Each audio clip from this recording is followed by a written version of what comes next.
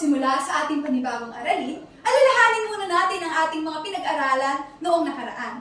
Hindi ba noong nakaraan ay itinalakay natin ang iba't ibang ideolohiya sa pag-usbong ng nasyonalismo at kilusang nasyonalista? Naalala niyo pa ba ang ating aralin? Magaling! Ngayon, sino ang makapagbibigay sa akin kung ano ang ibig sabihin ng nasyonalismo? Sige, ikaw nga, Virgiline. Mahusay! Ang nasyonalismo ay ang damdaming pagmamahal sa kanyang sariling bansa. Kapag may katangiang nasyonalismo ang isang tao, handa siyang ipaglaban at paunlarin ang kanyang sariling bansa. Ngayon, bakit nga ba umusbong ang nasyonalismo sa mga bansa sa Asya noon? Sige, ikaw nga, Rubian. Tumpak!